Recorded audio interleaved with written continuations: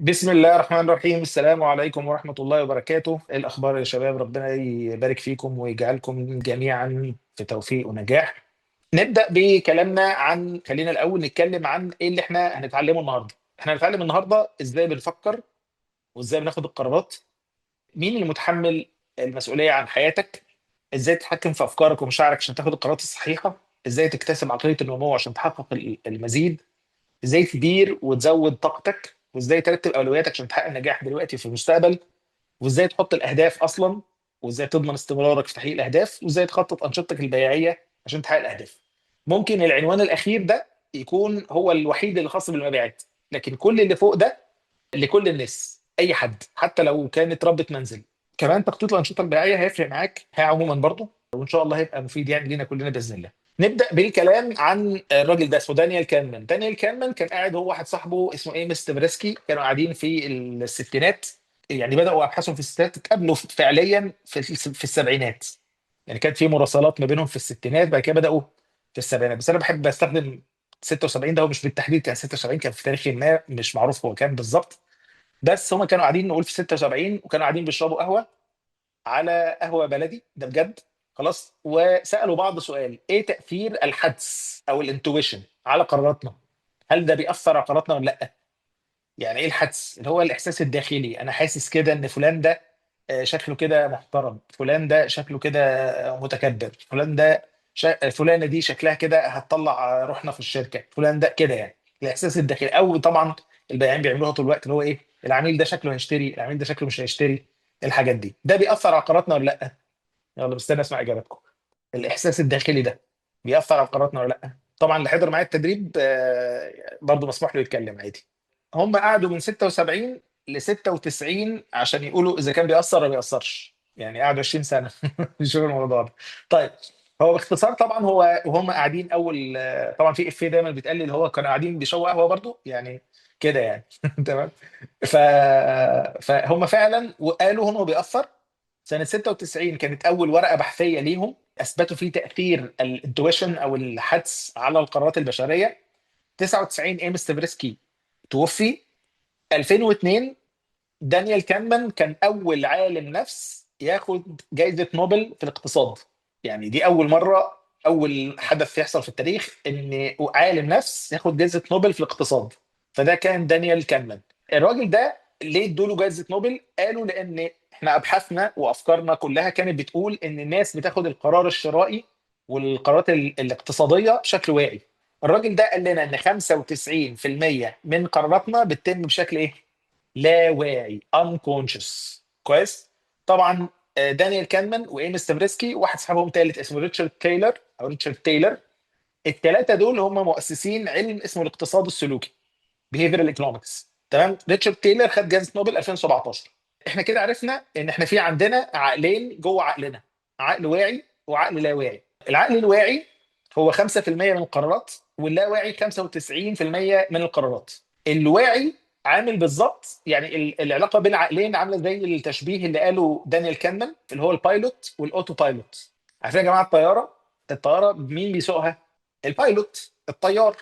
الطيار ده بعد ما بيطلع بالطياره بيعمل حاجه اسمها تيك اوف، والطياره تستقر والدنيا تبقى تمام، بيروح عامل شافتنج سويفت، يروح لحاجه اسمها ايه؟ اوتو بايلوت. الاوتو بايلوت ده هو الطيار الآلي، ده زي روبوت كده بيدور الطياره كلها ويمشيها وتمام، والطيار نايم. يعني الطيار ممكن حرفيا ياكل، يتغدى، ينام، ياخد شاور، يعمل اللي هو عايزه. لو رحله مثلا طويله او كده ممكن يقعد ينام بالساعات. والاوتو بايلوت بيدور كل حاجه. امتى البايلوت البشري بيتدخل؟ في ثلاث احوال: التيك اوف الاقلاع، والهبوط لاندنج، ولو حصل اي اي ازمه بيتدخل البايلوت. الاوتو بايلوت بيصحي البايلوت، بيبدا يديله انذارات انذارات انذارات لغايه ما يصحى. اول ما يصحى يبدا يمسك الموضوع. فده بالظبط اللي بيحصل في حياتنا كلنا كبشر، ان حضرتك عايش حرفيا 95% من حياتك وقراراتك وسلوكياتك وكل حاجه جوه الاوتو بايلوت او اللاواعي بتاعك. امتى البايلوت بيتدخل؟ امتى الواعي بيتدخل؟ في اللحظات اللي محتاجه حد عاقل يتدخل. فعشان كده بنقول ان العقل الواعي مسؤول عن العمليات المنطقيه والجديده، الحاجات المنطقيه، الحاجات اللي محتاجه تفكير، محتاجه مخ، محتاجه دراسه، محتاجه تحليل. عشان كده بقول ان العقل الواعي هو اللي بيشتري في الاخر، هو اللي بيحلل. يعني العقل الواعي هو الذي يحلل ويقارن، وكمان بيعمل حاجه تانيه اسمها ايه؟ يمنطق. وهنتكلم عن المنطق دي بعدين. طيب العقل اللاواعي بقى بيعمل ايه؟ العمليات الروتينيه واداره المشاعر والذكريات. العقل اللاواعي بيعمل ايه؟ بيدير العمليات الروتينيه، الحاجات اللي بتتكرر، والمشاعر والذكريات. فالعقل اللاواعي بيعمل ايه بقى؟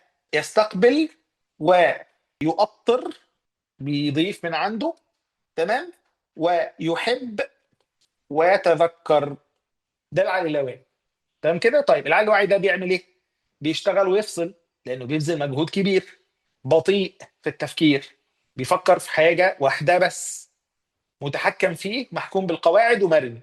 كويس. المثال الشهير اللي دايما بنقوله، اللي هو اول مره سوقت فيه العربيه كنت عامل ازاي؟ اول مره رحت فيه الشركه اللي انت فيها دلوقتي كنت عامل ازاي؟ مش كنت مركز ومدقق وكل حاجه بتحصل حواليك باصص عليها وبتاع؟ تمام، بالظبط كده. زي في السواقه، كنت عامل ازاي؟ مركز بقى وقلقان وقافش في الدركسيون كانه حرامي انت قافش فيه، وكل الحاجات الظريفه دي. جه اللي بيدربك قال لك ايه؟ قال لك بص يا ابني، دوس دبرياج، هات الاولاني، ارفع رجلك من الدبرياج ودوس بنزين، الاثنين فين؟ في نفس الوقت. طبعا اللي كان بيسوق دلوقتي هو مين؟ الواعي. الواعي قال لك بص يا ريس، انا اقدر اعمل حاجه واحده بس، يرفع رجلي من الدبرياج يدوس بنزين، تختار مين؟ فطبعا حضرتك طبعا اخترت ايه؟ ترفع رجلك من الدبرياج، فالعربيه نتشت. فقال لك يا ابني حاول تاني، فرحت بحاول تاني فنتشت. حاولت تاني، حبه حبه قعدت تحاول تحاول تحاول تحاول تحاول لغايه ما الموضوع ايه؟ حبه حبه التنتيشه بدات تقل تقل تقل تقل لغايه ما بدات تبقى عاده. لما بقت عاده انتقلت لمين؟ اللاواعي. فبقت بتعمل ايه؟ تقدر تنقل وتغير وتنقل وتعمل وتعلي الصوت وتوطي الصوت وتاكل سندوتش وتكتب رساله وتاخد غرزه وتشتم اللي جنبك. كل ده بتعمله وانت فين؟ في اللاواعي. صح كده؟ طيب اللاواعي ده بقى عباره عن ايه؟ دائم الحركه، ما بيبذلش مجهود، سريع جدا، تلقائي، ترابطي، يتعلم بالتكرار. خلاص؟ فانت حياتك طبعا، ونقدر نكتب كمان القاعده دي لو تسمحوا، ان الجسم يميل الى الحفاظ على الطاقه. جسمك بيميل انه يحافظ على الطاقه. فقدامه عقلين، واحد بيشتغل باقل مجهود وطاقه، والتاني محتاج طاقه وتفكير. جسمك بقى يختار يشغل مين؟ الواعي ولا اللاواعي؟ عقل بيستهلك طاقه قليله جدا مش محتاج مني حاجه، والتاني بيحتاج مجهود وتفكير وطاقه وحوارات. هيشغل اللاواعي طبعا، لغايه ما اللاواعي هو اللي يقرر. ركز في الحته دي. اللاواعي هو اللي يقرر انه يصحي الواعي، لان هو مش عارف يتصرف. حد خد باله من الحته دي؟ يعني هو اللاواعي هو اللي بيصحي الواعي، يقول له باشا بعد اذنك في عندنا قرار مهم، فتعالى لي بقى لو سمحت. في اللحظه دي بقى الواعي كان صاحي ولا نايم؟ كان نايم. العقل الواعي كان نايم، ما كانش صح. ومين اللي شغال ومدور الدنيا؟ اللاواعي. طبعا يا جماعه الحوار اللي انا بقول عليه ده ولسه هنشرحه دلوقتي ده بياخد اجزاء من الثانيه. فانت حرفيا اللاواعي بيصحي الواعي ويرجع تاني، الواعي ينام ويكمل اللاواعي، بعد كده يرجع ويصحي الواعي.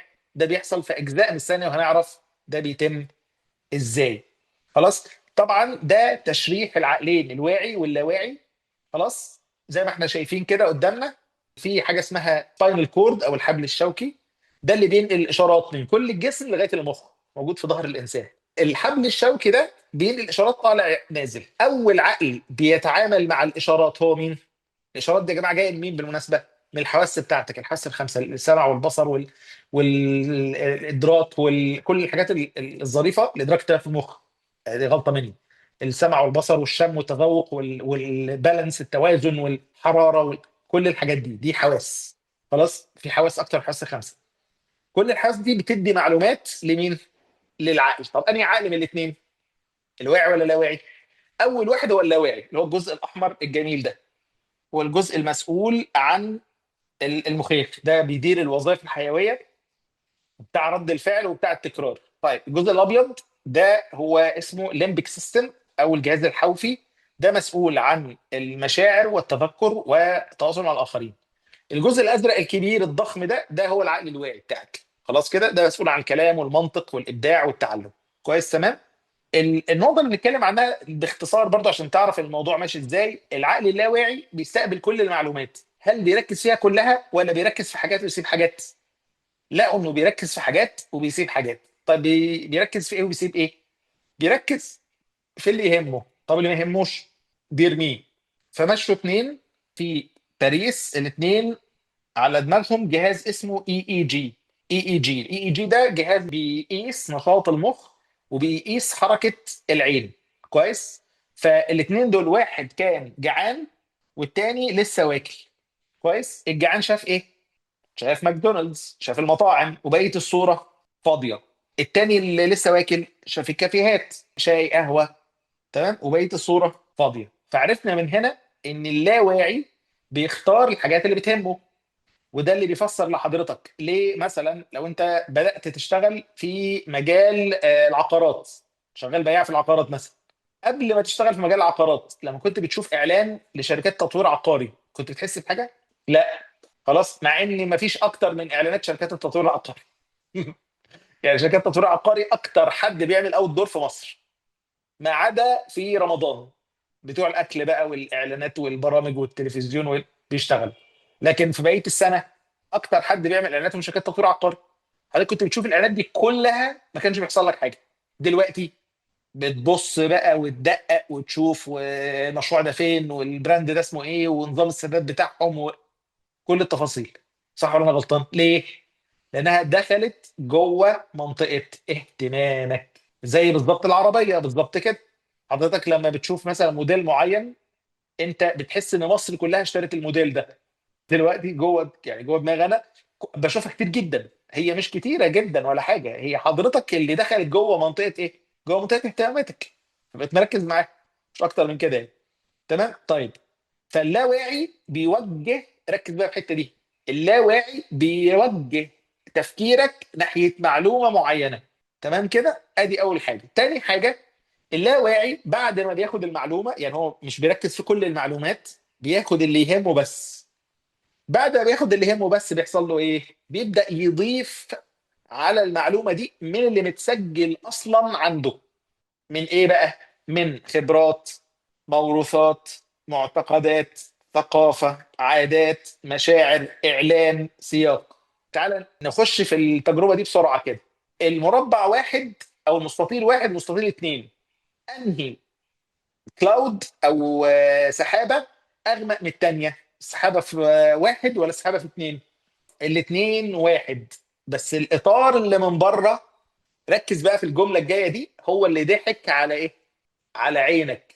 هو اللي عمل لك تصور مختلف. وبالمناسبة حضرتك كل يوم بيضحك عليك بنفس الطريقة دي، كل يوم. ازاي؟ انك انت بيحصل لك تصور معين عن شيء معين بناء على حاجات بتحصل. ففي حاجات من براك وفي حاجات من جواك. عشان كده بالمناسبة الجملة اللي انا كتبتها دي جملة معروفة في قواعد الإفتاء والقضاء في الإسلام، في الشريعة الإسلامية وفي التاريخ الإسلامي. بتقول إيه؟ الحكم على الشيء فرع عن تصوره. يعني إيه؟ يعني أنا عشان أحكم على حاجة، خلاص، الحكم ده ناتج عن تصوري أنا للشيء ده.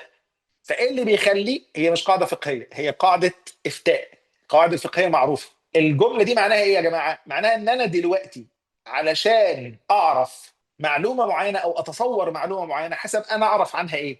يعني انا كان ليا شيخ من الشيوخ قال لي كلمه، قال لي ايه؟ قال لي يا احمد ما تحكمش على الشيء او ما تحكمش على مساله معينه من حجم علمك بيها. يعني ايه الكلام ده؟ يعني ممكن يكون انا ما اعرفش عن المساله دي كل المساله، انا اعرف جزء من المساله.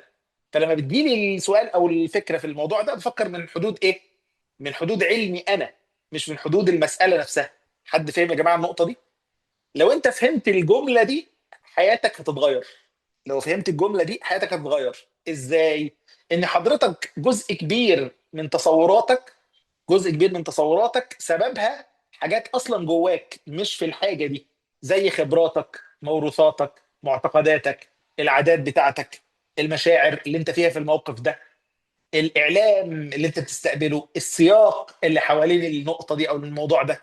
وفي مثال دايما بضربه حضرتك، مثلا لو احنا في شارع تجاري كبير مثلا زي في مدينه نصر، شارع اسمه عباس العقاد مثلا، او جامعه الدول، او اي شارع من الشوارع التجاريه الكبيره القديمه، بتلاقي فرشه كده في الارض فيها شوزات وحاجات زي كده، بتبقى حاجات فيرست كوبي، هاي كوبي، حاجات زي كده. فانت بتبص بتلاقي شوز قدامك ب 300 جنيه، 400 جنيه. فجاه لقيت شوز كده شكله حلو قوي، وشكله كده باين انه اصلي. فرحت للبياع قلت له هو بكام الشوز ده؟ فقال لك الشوز ده ب 1000 جنيه. فقلت له يعني ده ب 1000 وده ب 300، طب ايه الفرق ده؟ قال لك اصل ده اصلي بس مسروق، ده اصلي بس مسروق. هتصدق انه اصلي ولا لا؟ اه انا هصدق انه اصلي. هتشتريه ولا لا؟ غالبا لا. غالبا مش هتشتريه. ليه؟ خايف، قلقان. الناحيه التانيه من الشارع في البراند بقى، اديداس بقى ونايكي والحاجات دي، تمام.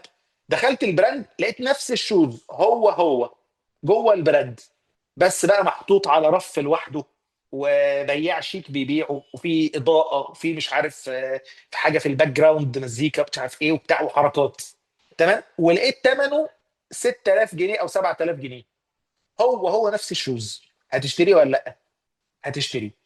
ليه بقى؟ لانه هنا هو في سياق ايه؟ سياق جميل ونظافه وبراند وحاجه جامده جدا، شكله حلو جدا. طب لو لقيت فيه خياطه مثلا معينه ممكن تحس انها فيها عيب مثلا او حاجه، ممكن تقول لا ده هي دي الموضه، انا اللي مش فاهم. حد خد باله يا جماعه؟ ليه؟ لانه ايه السياق اللي حواليه؟ سياق الشياكه والنظافه والحاجات دي. اما التاني، الشوز اللي هناك، لا هو في سياق ايه بقى؟ حاجات مضروبه وحاجات فيرست كوبي وبتاع، وبياع واقف بيشرب سيجاره ومش عارف ايه ومعاه كوبايه شاي في مش عارف كذا. شكله غير خالص اللي هناك. في مثال بقوله حتى بعد ما بقوله الناس بتستغرب جدا، ان احنا كلنا بنعمله من غير ما ناخد بالنا. احنا ليه يا جماعه بنشتري الشامبو هو نفس الشامبو نشتريه من الصيدليه اغلى من السوبر ماركت؟ حد خد باله من المعلومه دي؟ ليه؟ عارفين ليه؟ لان اللي بيبيع لك الشامبو هو مين؟ بيبيع لك الشامبو ما هو نفس المنتج، بس اللي بيبيعه لك اصلا دكتور، راجل لابس بالطو، او حتى لو مش لابس بالطو بس هو قدامك دكتور صيدلي. خدت بالك؟ مع انه نفس المنتج هو وانت عارف انه نفس المنتج. حد خد باله يا جماعه من النقطه دي؟ هي فكره السياق اللي حوالين نفس المعلومه، تمام.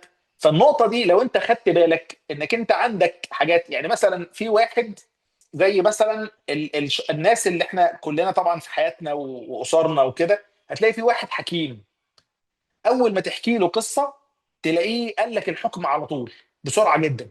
طب هو جاب السرعه دي منين؟ من الخبره. يعني انا كاحمد، يعني لو اعتبرتوني ان انا شاطر يعني في اللي انا بعمله، انا لما حد مثلا في الكورسات او كده بيبدا السؤال انا ببقى عارف الاجابه، وهو بيسال انا عارف الاجابه. ليه؟ لاني سمعت ده قبل كده. انا بقالي 13 سنه بدرب، يعني انا كاحمد بقالي 13 سنه بقول نفس اللي انا بقوله ده، وبتكلم فيه واتناقش فيه واشرحه هنا وهنا، ومع بياعين هنا وبياعين بره في السعوديه وفي الامارات وفي تركيا وفي جورجيا وفي، شغال بتكلم طول الوقت. فبسمع الكلام ده طول الوقت. فانا اول ما بس حضرتك بتسال السؤال انا ببقى عارف انك انت رايح في السكه دي، فبستناك لغايه ما تمام بجاوب، والاجابه بتبقى على طول. طب ده جبته منين؟ او لما قاعد في استشارات مثلا بجيب الاجابه بسرعه جدا. حتى اصحاب الشركات نفسهم بيستغربوا. حتى في جمله دايما بقولها، مش عشان قلت الحل بسرعه ده معناه انه ما اتبذلش فيه مجهود. هو الحكايه ان في مجهود اتبذل قبل كده. فدي اسمها ايه بقى؟ دي اطار حوالين العقل اللاواعي. اللاواعي هو اللي بيحطه حوالين نفس الايه؟ نفس المعلومه دي، تمام. طيب بعد كده ايه اللي بيحصل؟ احنا كده اتفقنا اللاواعي بيستقبل كل المعلومات بيصفيها على اساس اهتماماته، اللي بيهمه بياخده، اللي ما بيهموش بيرميه. واللي بياخده ده بيبدا يعمل عليه ايه؟ اضافه من عنده حسب السياق والقصه دي. بالمناسبه انا في قصه يعني ايه اضحككم بيها بسرعه، ما بحكيهاش كتير يعني بس احكيها دلوقتي بسرعه. فمره اخويا مصطفى كان راكب اتوبيس، الاتوبيسات بتاعتنا اللي في مصر الجميله الضخمه دي بيبقى فيها ناس كتير قوي، فهو كان في اخر الاتوبيس. والقصه دي حصلت في اول الاتوبيس. ايه اللي حصل؟ سمع ايه بقى؟ صوت ايه؟ قلم، وواحده بتقول ايه؟ يعني الادب. فكل الاتوبيس طبعا سكت خالص. مصطفى على يمينه اتنين كبار في السن، اتنين رجاله كبار في السن كانوا قاعدين على الكراسي يعني. فالاتنين بيقولوا ايه بقى؟ ايه اللي بيحصل ده؟ الواد بيتحرش بالبنت، ايه قله الادب دي؟ ايه اللي احنا بنشوفه دلوقتي؟ لا حول ولا قوه الا بالله.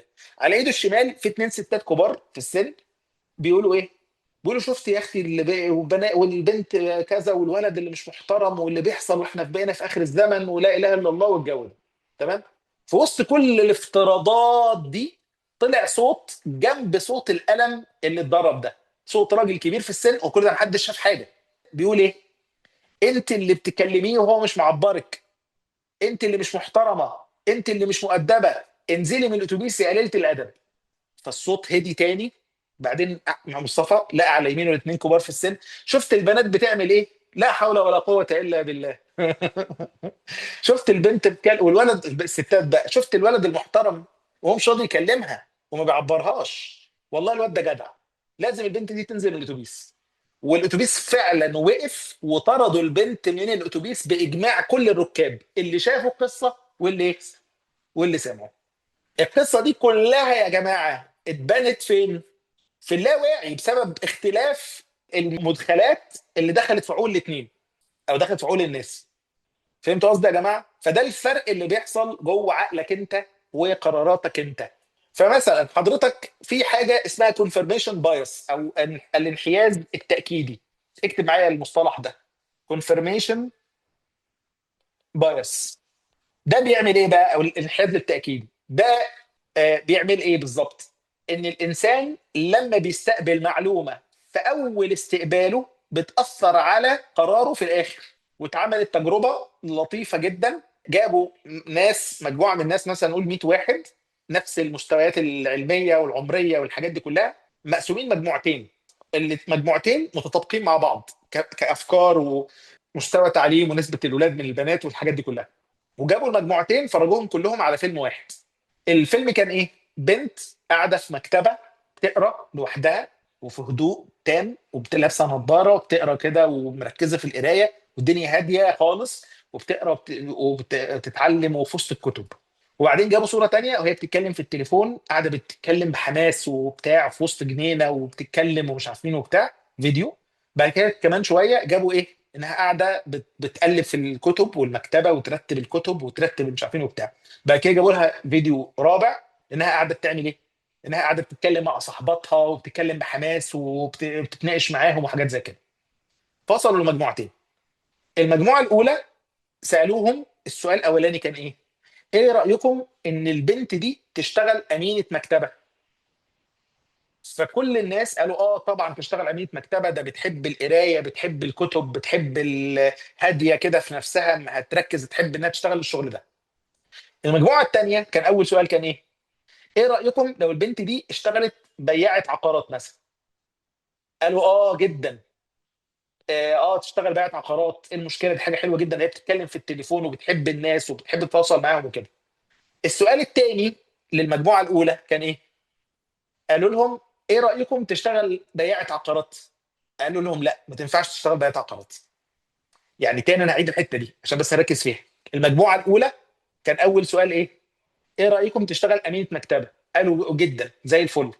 طب ايه رايكم تشتغل بيعة عقارات؟ قالوا لا لا، ما تشتغلش بيعة عقارات. تشتغل بيعة عقارات ازاي؟ ده هي بتحب الكتب، بتحب القعده الهاديه. تشتغل امينه مكتبه. المجموعه الثانيه سالوهم اول سؤال ايه رايكم تشتغل بيعة عقارات؟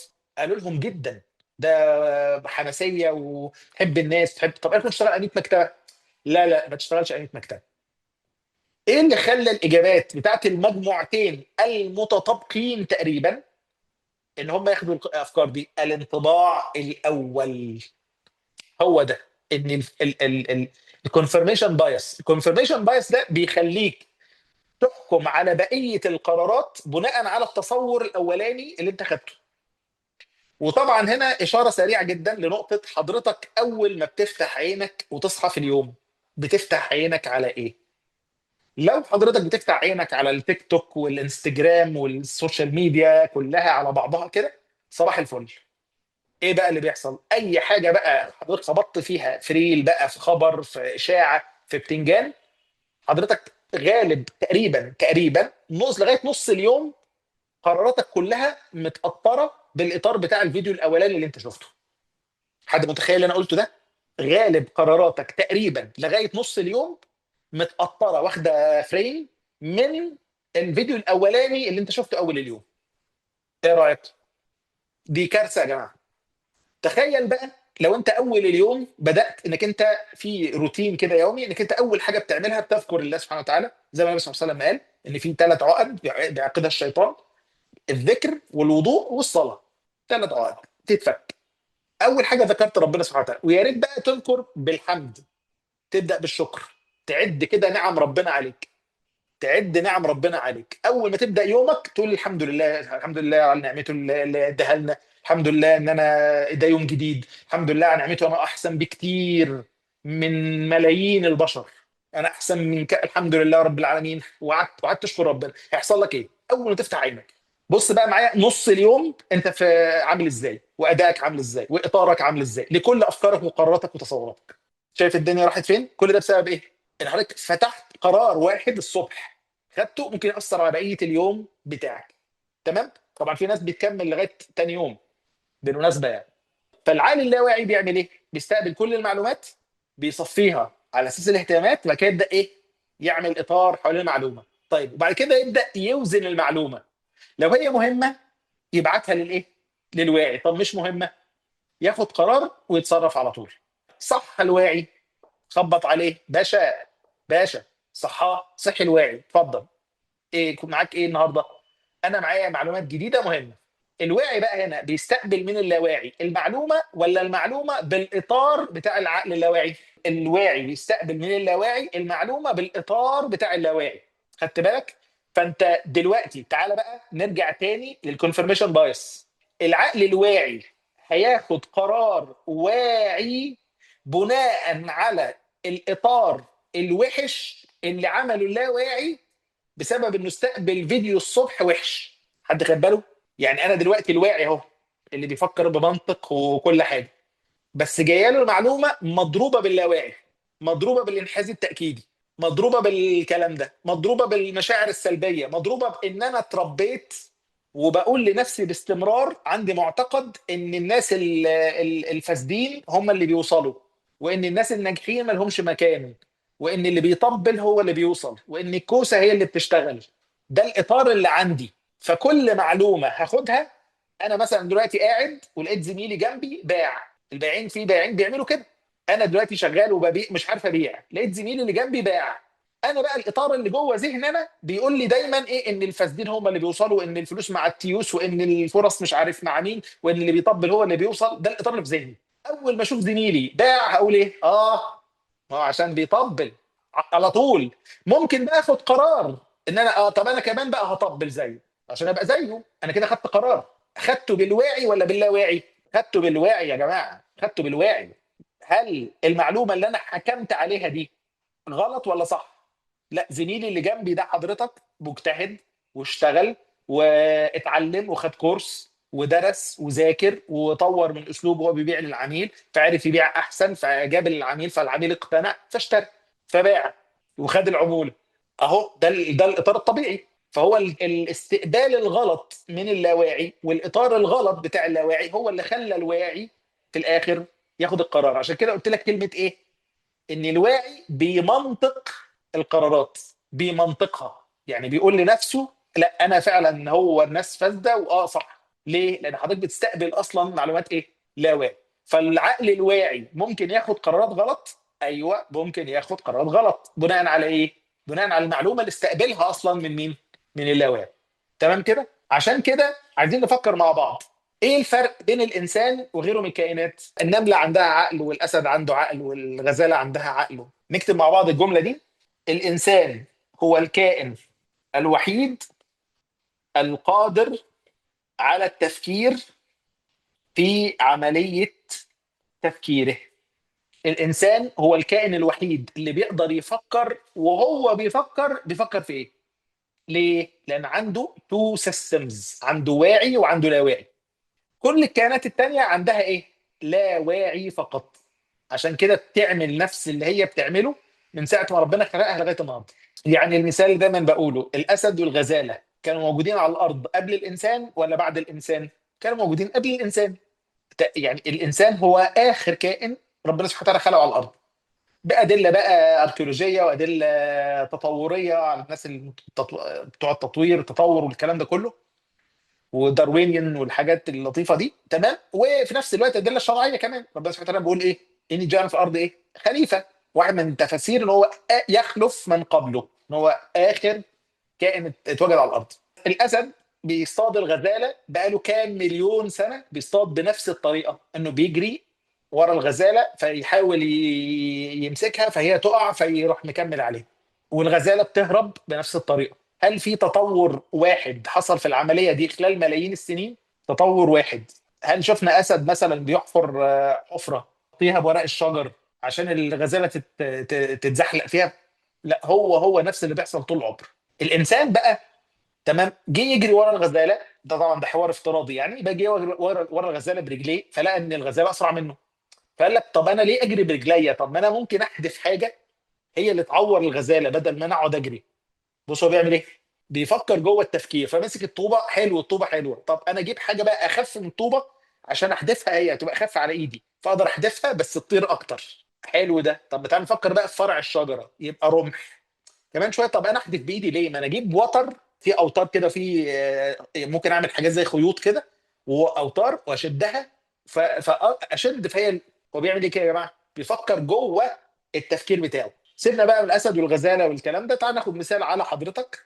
اخر مره حضرتك اتخانقت فيها، خلاص اخر مره اتخانقت كده وايه، ورزعت كلمتين ما لهمش لازمه، مش وانت في وسط الخناقه بتلاقي في صوت كده في عقلك بيقول لك ايه الهبل اللي انت هببته ده؟ ده بيكون صوت مين بقى؟ بيكون صوت الواعي. بالظبط كده. طبعا انا هنا بستشهد بالشخص اللي دايما بقول عليه، خلاص، وانا بقول المثال ده قلت لك ده صوت مين بقى؟ فقال ده صوت امي، الله يرحمها.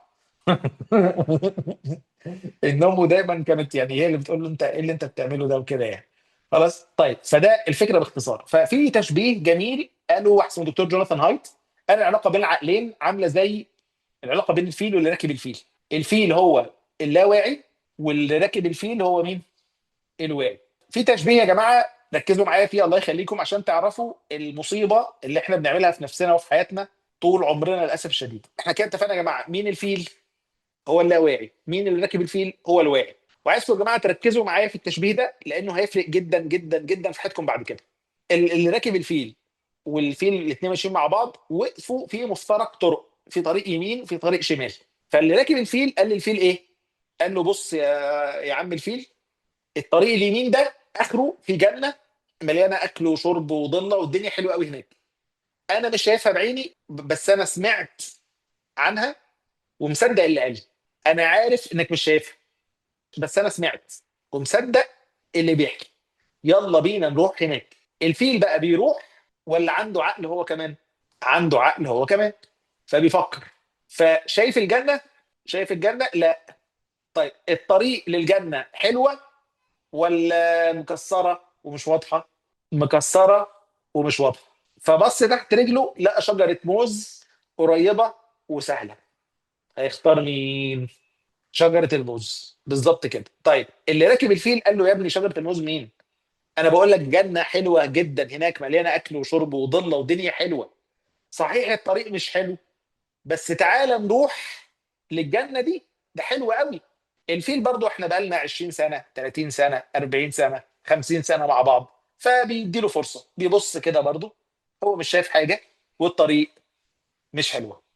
خلاص فغالبا بيختار ايه؟ شجره الموز. تمام. زي ما دايما كلنا عارفين ان الانسان يسعى الى تحقيق السعاده وبيبعد عن الالم. لكن، ويا جماعه ركزوا في اللي انا هقوله دلوقتي، ده اللي هيفسر لك ليه حضرتك مش بتقدر تحقق اهدافك اللي بتتمناها طول عمرك. كلنا يا جماعه بنحط خطط، وكلنا بنحط اهداف، وكلنا عايزين نبقى احسن، وكلنا بنطور من نفسنا، وكلنا بنحاول. ايه اللي بيخلينا ما نقدرش نوصل للاهداف اللي احنا حاطينها دي؟ الاجابه دلوقتي، هتعرفها دلوقتي. الفكره زي ما كنت بقول، الانسان يسعى الى تحقيق السعاده وبيحاول يبعد عن الالم. لكن السعاده مش مستوى واحد، في سعاده طويله وفي سعاده ايه؟ مؤقته. وفي الم طويل وفي الم ايه؟ مؤقت. خلاص. وسبحان الله، ربنا سبحانه وتعالى خلق الدنيا دي كده، ان كل الم مؤقت بيجي بعديه سعاده طويله، وكل متعه مؤقته بنلبس بعدها ألم ندم طويل. ليه بقى؟ لأن ربنا سبحانه وتعالى ركب ده في طبيعة الحياة، ركب ده في طبيعة الدنيا. تمام؟ ايه اللي حصل في الدنيا؟ ان كل حاجة قيمة لازم عشان توصل لها تتعب، وإلا كان كل الناس وصلوا للحاجة القيمة. صح؟ حد خد باله من الحتة دي يا جماعة؟ كل حاجة قيمة، كل حاجة مفيدة، كل حاجة ذات قيمة، كل حاجة ذات فايدة، كل حاجة بتعمل فرق، كل حاجة حلوة بجد، كل حاجة حلوة بجد لازم قبلها يبقى فيه جزء من التعب. ليه؟ علشان التعب ده عامل زي الثريشولد، عامل زي العتبة، عامل زي العتبة. اللي يقدر يعدي العتبة دي هيوصل للحاجات الحلوة. طب اللي ما يقدرش يعدي، او مش عايز يعدي، او مش ناوي يعدي، هتفضل زي ما انت. خدت بالك؟ فالحياه يا جماعه كلها كده، ربنا ركب الناس على ده، ركب الحياه على ده، ركب الدنيا على ده. خلاص. وزي ما في حديث النبي صلى الله عليه وسلم ان حفت الجنه بالايه؟ بالمكاره، وحفت النار بالشهوات. حفت هنا يعني ايه؟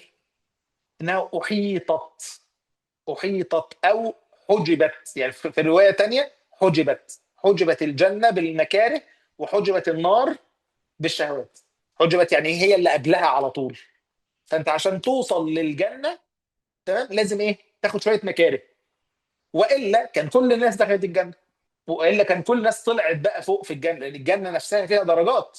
ما بين كل درجه ودرجه زي اللي بيشوف الارض اللي شاف الكوكب. يعني لو واحد قاعد في الارض وشايف فوق زي نجم او كوكب بعيد جدا، دي الفرق ما بين الدرجات، كل درجه ودرجه ما بينهم كده.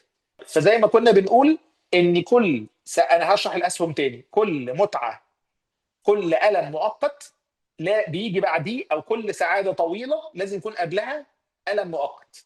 وكل متعه مؤقته بتلبس وراها ندم الم طويل، او الم ندم طويل. خلاص. الجنه فين يا جماعه؟ هنا. والموزه فين؟ هنا. الجنه هي فين؟ في السعاده الطويله. والموزه فين؟ في المتعه المؤقته. العقل اللاواعي بيفهم مؤقت في مؤقت، والواعي هو اللي بيفهم الايه؟ الحاجات طويله المدى. فلما العقل اللاواعي بيلاقي قدامه الم مؤقت، اللي هو المفروض ان هو الطريق لايه؟ للسعاده الطويله. يعني مثلا حضرتك علشان، او الكلمه اللي دايما بقولها ويا ريت نكتب الجمله دي: اللي حضرتك بتعمله دلوقتي بياكلك عيش، واللي بتتعلمه دلوقتي هو اللي هيخليك معاك فرن عيش. الاتنين فين يا جماعه؟ دلوقتي ولا قدام؟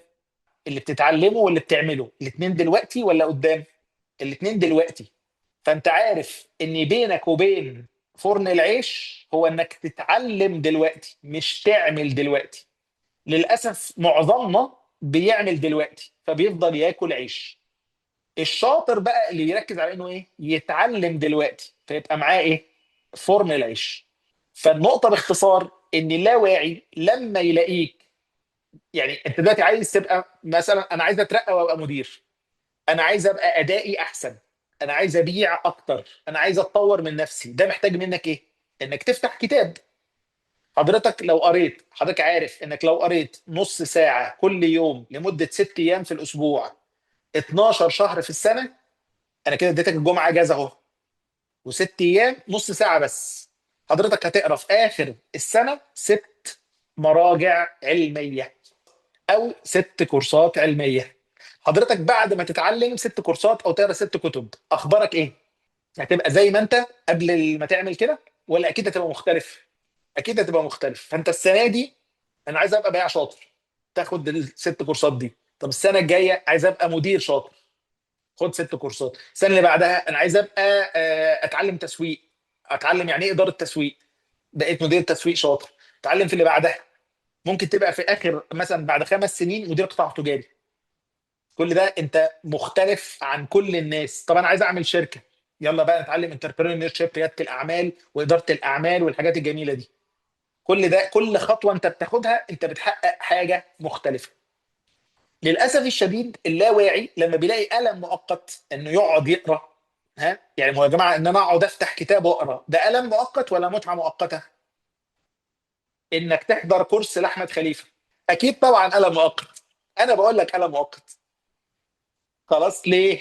لان اكيد انك تفتح الفيسبوك وتفتح الريلز وتفتح الالعاب وتفتح الاخبار وتتفرج على الاشاعات وتتفرج، اكيد امتع بكتير.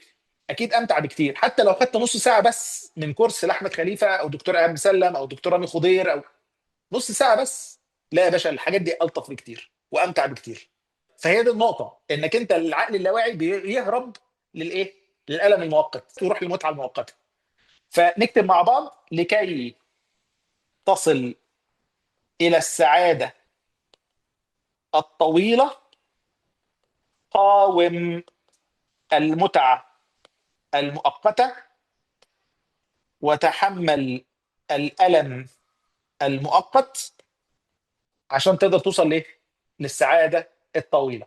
المشكلة بتاعتنا فين يا جماعة؟ إن اللاواعي هو اللي مسيطر أصلا، هو الغالب على حياتنا. فعشان كده اول ما تحس ان في، انا دلوقتي يعني مثلا ايه، انا ورايا مذاكره، انا خلاص حددت اني اذاكر كل يوم نص ساعه. خلاص كده، انا حددت اذاكر كل يوم نص ساعه، فاثبت مثلا نص ساعه دي في اول اليوم. طيب انا صحيت خلاص وتمام وصليت واتوضيت وصليت وتمام وزي الفل، انا هبدا اقرا بقى. اول ما تبدا تقرا بتلاقي اللاوعي يقول لك ايه؟ طب ما تيجي نفتح الواتساب، طب ما تيجي نفتح رسائل الشغل. يعني ما بنهزرش، رسائل الشغل اهو، مش هنلعب. طبعا تفتح رسائل الشغل، اللي بيحصل بتبدا تفتح تخلص رسائل الشغل تروح داخل، طب ما نشوف الفيسبوك كده بسرعه. تفتح الفيسبوك، طب ما نشوف الريلز بسرعه، طب ما نشوف مش عارفين بسرعه. في نوتيفيكيشن في notification، اوب تلاقي نفسك عدى ساعه من غير ما تعمل حاجه. اول ما تلاقي اللاواعي بيهرب من اللي انت بتعمله المهم المفيد، اسال نفسك سؤال واحد بس، كلمه واحده بس هينفعك. الكلمه دي يا جماعه انا كاحمد اشتغلت عليها سنين عشان اعرف اجيب لك الاداه او التول اللي تمسك بيها اللاواعي. كلمه واحده بس هينفعك، انك انت تروح للحاجه المتعه دي تنفعك، ولا نقعد نذاكر. فالكلمه دي هدفها باختصار ان انا بوقف الفيل. اقف بقى يا عم الفيل كده، اهدى معايا، عشان في عندنا حاجات مهمه عايزين نعملها. تمام كده، فيبدا يركز معاك، يقف بقى. هو بالمناسبه اللاواعي بيعمل ايه؟ هو بالمناسبه يا جماعه اللاواعي ليه بيعمل فينا كده؟ هو بيكرهنا؟ ما بيحبناش؟ ما بيحبلناش الخير؟ لا، هو بيحبك جدا جدا جدا، لدرجه انه عايزك ترتاح. طب ما هو حضرتك الراحه دي هتخليني اندم قدام. هو اصلا ما بيفهمش يعني ايه قدام. يا جماعه مركزين في اللي انا بقوله ده، هو ما بيفهمش يعني ايه قدام. يعني ايه قدام؟ انا اعرف دلوقتي. فانا دلوقتي قدامي حاجه حلوه باخدها، قدامي حاجه وحشه ببعد منها. يا ابني الحاجه الوحشه دي هتفيدنا قدام. انا مش اعرفش يعني إيه كلمه قدام دي، انا مش فاهمها. دي لغه انا ما بفهمهاش. ايه اللي افهمه دلوقتي؟ هات لي ده دلوقتي اخده دلوقتي، قدام ما ماليش دعوه. فالشاطر بقى يعمل ايه؟ يروح يفرمل اللاواعي. اهدى بقى كده، معلش السؤال هينفعك اللي انت بتعمله ده؟ هينفعك ان احنا نروح نتفرج على مباراه؟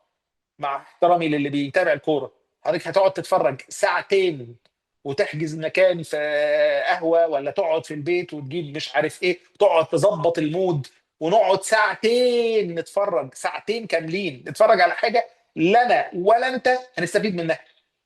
انا مش بقول لك بتفرج على حاجه وحشه او حاجه محرمه، لا، بتفرج على حاجه يعني في الاصل انها حاجه ما فيهاش حاجه حرام، بس هي في الواقع هي تضييع للوقت. هي تضييع للوقت. الساعتين دول حضرتك كان ممكن تعمل فيهم ايه؟ كان ممكن تقرا فيهم كام كتاب، كام صفحه، تفكر في كام حاجه في شغلك، تحط خطه التقييم بتاعك، تحط خطه التطوير بتاعتك، تحط خطه اي حاجه تستفيد تنام، ترتاح، تريح جسمك. مش هقول لك بقى تلعب رياضه وتروح، يا عم تنام في الساعتين دول، ترتاح كده تقعد مع اولادك وتضحك معاهم وتتكلم معاهم وتشوف مشاكلهم وتقعد لكن ده بالنسبه لك الم مؤقت. الكوره والمش عارف الفرجه على كذا وتضييع وقت في كذا وان انا اتكلم في اي حاجه، ده الم متعه مؤقته. تمام. دي الفكره اللي احنا بنتكلم عنها. طيب نيجي لسؤال تاني: مين المتحمل عن المسؤوليه في حياتك؟ لازم تسال السؤال ده. لو قلت انا المتحمل وصدقت في كلامك هتفهم اللي انا بقوله دلوقتي كويس قوي. لو انا طلبت منك تصور انك ترسم لي ابعاد الغرفه اللي احنا فيها دي، تمام، اي واحد اي غرفه لو اجتمعنا كلنا في مكان واحد، وطلبت منك ابعاد الغرفه اللي احنا قاعدين فيها، هل كلنا هنطلع نفس التصور، ولا كل واحد هيطلع تصور ممكن يكون فيه نسبه خطا عن التاني؟ هتلاقي فيه نسبه خطا عن التاني. اشطر واحد فينا هل متطابق مع التصور الحقيقي للمكان اللي احنا فيه؟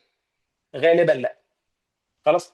عشان كده عايز اقول لك ايه، غالبا تصورك غير دقيق. اكتب الكلمه دي وخليها قاعده عندك. غالبا تصورك غير دقيق. غالبا وجهه نظرك غير دقيقه. غالبا. للاسف الشديد اللاواعي بتاعك بيقول لك ايه؟ لا تصورك صح، وانت صح، والتاني هو اللي مش فاهم، والتاني هو اللي غلطان، وانا صح طول الوقت. اللاواعي بتاعنا بيقول كده، بيقول لك كده. بالمناسبه يا جماعه، في ناس بتوصل لدرجه مرضيه، يعني في بعض الشخصيات بتوصل لدرجات مرضيه ان هو حرفيا مؤمن انه صح طول الوقت. مؤمن. خلاص، حتى لو ادعى وهو بيتكلم معاك يقول لك على فكره لا ممكن يكون غلطان. هو بيدعي بس هو بينه وبين نفسه يا باشا انا صح، كل الناس هي الغلط. دي اضطرابات بقى نفسيه، ده موضوع تاني. ممكن يكون مثلا موجود في شخصيات كتيره حوالينا، مش هنتكلم في تفاصيل، اللي فيها تفاصيل نفسيه وحاجات زي كده. خلاص. ده بالنسبه بيبقى اضطراب في العقل الواعي. نرجع تاني، فانت غالبا تصورك ايه؟ غير دقيق. نيجي بقى لواحده من الكلمات اللي غيرت حياتي انا شخصيا. كلمه لواحد اسمه دانيال بينك. قال ايه؟ قال: معيار نجاحك الحقيقي هو في طريقه تفسيرك لفشلك. يعني ايه الكلام ده؟ يعني انت عايز تعرف انت ناجح او غير ناجح، انت عايز تعرف انت هتكون انسان ناجح ولا لا، قيس نفسك على المعيار ده. انت لما بتفشل بتقول ايه؟ بتقول هم السبب، الظروف هي اللي وحشة، الحياة هي اللي كذا، ولا بتقول احتمال اكون انا اللي غلطان، انا غلطت في كذا، كان المفروض اعمل كذا؟ لو بتقول انا، يعني صباعك بدل ما هو بيشاور بره بيشاور جوه، حياتك هتتغير. وزي ما قال ستيفن كوفي في الكتاب الرائع بتاعه اللي هو العادات السبع، قال ايه؟ قال ان الانسان حياته بتدور بين حاجتين: التاثير والتاثر. التاثير هو الحاجات اللي تملك تغييرها، دي تملك تغييرها، في ايدك تغييرها. الحاجات التاثر هي التي ايه؟ خارج نطاق تغييرك. زي مثلا حضرتك ما تقدرش تغير عميلك مثلا. لو انت في المبيعات معانا، حضرتك ما تقدرش تغير عميلك، ما تقدرش تغير مديرك، شركتك، عميلك، المنافسين، الظروف الاقتصاديه. دي في تاثير ولا تاثر؟ دي في التاثر. يعني لو احنا مثلا سالنا بياع قلنا له انت ما بتبيعش كويس ليه؟ لو قال لك اصل الظروف بتاعت البلد وحشه، كده اتكلم عن مين؟ عن التاثير ولا التاثر؟ اصل ظروف البلد وحشه، اصل مديري ما بيساعدنيش، اصل الاعلانات اللي بتجيلي وحشه، اصل الكرسي اللي انا قاعد عليه مش كويس، اصل. بص بيشاور على ايه؟ كله بيشاور فين؟ بره. ايه بقى اللي جوه تاثيرك؟ طريقتك في البيع، ايجابيتك، هل انت ايجابي ولا لا؟ تعاملك مع الظروف، دي جوه تاثيرك انت. الكلمه اللي بيقولها ستيفن كوفي قال كلمه رائعه. قال ايه؟ قال اللي بيركز على التاثر، التاثر عنده بيزيد، واللي بيركز على التاثير، التاثير عنده بيزيد. اكتب القاعده دي: اللي بيركز على التاثير تاثيره بيزيد، واللي بيركز على التاثر تاثره بيزيد. فانت الشخص اللي تلاقيه بيقول انا على فكره السوق وحش جدا، بصوا الكلام، السوق وحش جدا، انا لازم اتعلم ازاي اتعامل مع السوق الجديد. ده بيركز على التاثير ولا بيركز على التاثر؟ بيركز على التاثير. الشخص ده امكانياته بتحصل لها ايه؟ احنا قلنا اللي بيركز على التاثير تاثيره ماله؟ بيزيد. اللي بيركز على التاثر تاثره بيزيد. فده امكانياته بيحصل لها ايه؟ بتزيد. دايره تاثيره بتزيد. بيغير ظروفه، يعني دايره التاثر بتاعته بتقل، ودايره تاثيره هي اللي بتكبر. خدت بالك؟ فتلاقي ظروفه بتتغير. ليه ظروفه بتتغير؟ لانه بيقدر يبيع احسن، فبيبقى مدير قوي، فبيغير نفسه وغيره، وبيكسب فلوس اكتر، فبيقدر يشتغل على نفسه اكتر، فيصرف على نفسه اكتر، ويصرف على اولاده اكتر، ويقدر يبني بيت احسن. لانه بيركز على ايه؟ انا اقدر اعمل ايه؟ التاني بقى اللي بيقول اصل السوق هو اللي وحش، اصل العملاء هي اللي ما بتفهمش، اصل المدير بتاعي هو اللي ما بيساعدنيش، ده تاثيره بيقل لان تاثره هو اللي بيكبر. تاثره هو اللي بيكبر، الشماعات عنده بتكبر في الدولاب، بيفتح بيملى الشماعات، خلاص بيملى الحاجات، فتلاقيه بيفشل، تلاقيه بيتاخر، وتلاقيه بينفسن على زمايله، وتلاقيه بيروح كل يوم متنكد، فينام متاخر، فيصحى الصبح متنيل، فيمسك التليفون وحش، فيبقى موده زفت، فيبيع للعملاء ما يعرفش يبيع لهم. وده اللي بيحصل قدامنا كل يوم. اللي بيركز على التاثير يا جماعه تاثيره بيكبر، واللي بيركز على التاثر تاثره هو اللي بيكبر، وقوته هي اللي بتقل. عشان كده لازم تكون عندك عقليه نمو. وده اللي اتعلمناه من الدكتوره كارول دويك. كارول دويك قالت ايه؟ قالت ان الناس عقليتين، عقليه ثبات وعقليه نمو. الناس اصحاب عقليه النمو يؤمنوا بان هم يقدروا يغيروا حياتهم بتغييرهم لظروفهم. عقليه الثبات يؤمنوا ان ظروفهم بتحكم حياتهم. نكتب التعريفين دول سريعا. عقليه النمو يؤمنوا انهم يغيرون حياتهم بتغيير ظروفهم. عقليه الثبات يؤمنوا ان ظروفهم تحكم حياتهم. بس كده. حضرتك بقى مؤمن بمين فيهم؟ انت نفسك بقى مؤمن بمين فيهم؟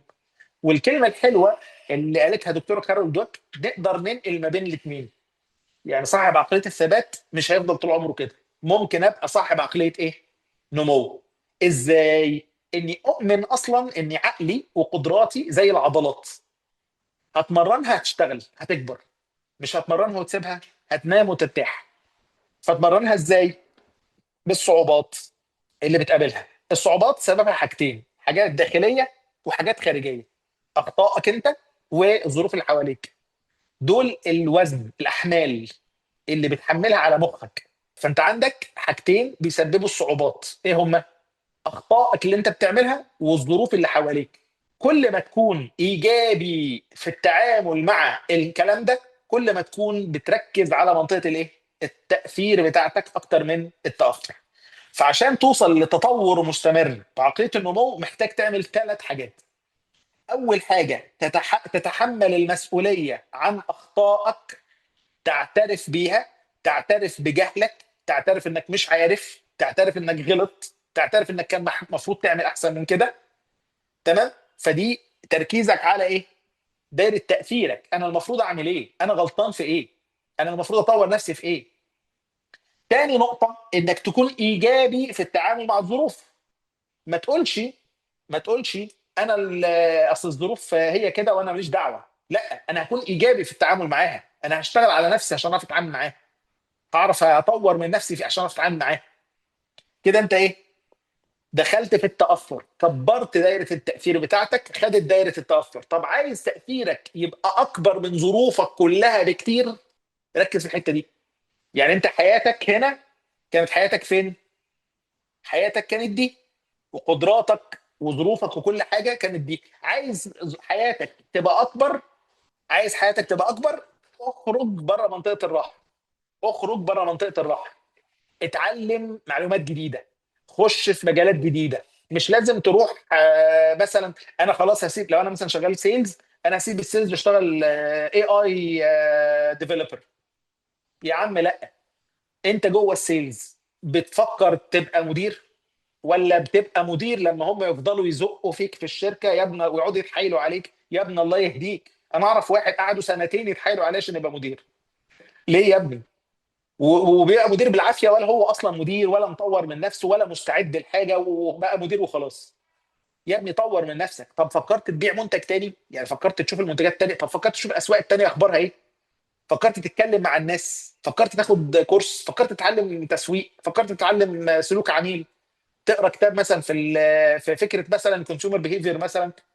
تقرا يا سيدي كتاب في الماركتنج، الاساسيات. يعني انا لما حد بيقول لي انا عايز اخد افضل كتاب عن المبيعات، بقول له كتاب برنسبلز اوف ماركتنج، مبادئ التسويق، بتاع دكتور كوتلر وارمسترونج. طب ده بتاع تسويق، ايوه، بس انت عشان تعرف تبيع لازم تكون فاهم تسويق اصلا. بتعمل الحاجات دي ولا لا؟ عشان تعرف تطلع بره منطقه الراحه بتاعتك، وقدراتك وقوتك وظروفك نفسها تبقى اكبر وافضل بكتير. تمام. ناخد الاسئله. لو حد سال سؤال يبعته لي تاني. هل ممكن مع الوقت اللاواعي يتدرب على الالم المؤقت؟ اه ممكن. ممكن فعلا العقل اللاواعي يتدرب على الالم المؤقت. يعني ممكن مع الوقت يستسيغ الالم. هو بالنسبه له الم بس استساغه، اتدرب عليه. وده بيحصل مع بعض الناس اللي بتشتغل على نفسها سنين. بتشتغل على نفسها سنين، وده موجود وارد في الحياه كلها. يعني في ناس بتحب جدا انها يعني هي مش بتحب انها تقرا، بس بتتحمل الم القرايه فبالنسبه لها عاده. وده بالمناسبه برضو ده حاجه من الحاجات اللي احنا ان شاء الله نشتغل عليها مع بعض في كورس جديد جاي اسمه عادات النجاح، احنا شغالين عليه دلوقتي. فعادات النجاح ده ازاي تقدر تبني. طبعا في كتاب لطيف في الموضوع ده اسمه اتوميك هابتس او العادات الذريه. بيتكلم عن فكره ان انا ازاي استسيغ العادات الكويسه وتتحول الى عاده. هي عمرها ما هتبقى متعه. يعني بالمناسبه يا جماعه في حد مثلا يقول لك ايه القراءه متعه. لا، القراءه مش متعه. هي انت اتعودت عليها فبقت بالنسبه لك عاده مش متعه. خلاص. المتعه انك تلعب. وده بيحصل مع كل الناس. يعني اشجع الشجعان واقوى الناس واكبر العلماء ما بيحبوش انه يقعد يقرا. هو ما بيحبهاش. هو بيستسيغها، بيقبلها، بيبلعها. خلاص. بس كده لغايه ما تبقى عاده بالنسبه له، فبتبدا تبقى يعني ايه، تبقى مألوفه بالنسبه له. لكن هي في الاخر الم برضه. هل منطقه الراحه دايما مش كويسه، ولا ممكن مع التطور نوصل لمنطقه راحه ممتازه؟ اه طبعا. لو انا اتعودت على الالم. لو انت يعني مثلا انا احكي لكم على قصه شخصيه. انا بحب احكي قصص شخصيه يا جماعه بالمناسبه عشان تعرفوا ان الموضوع مش بحكي عن ناس ما اعرفهمش. انا شخصيا مثلا والدي ربنا يديله العمر يا رب. والدي هو انه يقرا كتاب ده عاده بالنسبه له. يعني بالنسبه له هو مش متعب. ليه؟ هو خلاص هو متعود على كده. يعني انا والدي بيقرا كتب وكاتب وكتب روايه واتنشرت، وليه مؤلفات وليه ترجمات وليه شروح الحمد لله. خلاص. وهو تتلمذ على ايد عمه اسمه محمد خليفه التونسي. ده كان واحد من اصدقاء عباس العقاد. خلاص. واحد من جيل عباس العقاد ومن اصدقائه. يعني كان مش زيه، يعني مش نفس المستوى بتاعه، بس ايه، بعديه على طول في نفس الزمن بتاعه. وكان يعني عباس عقاد ليه صالون او ليه 3 اجتماعات في الاسبوع، منهم في بيت محمد خليفه التونسي اللي هو عم والدي يعني.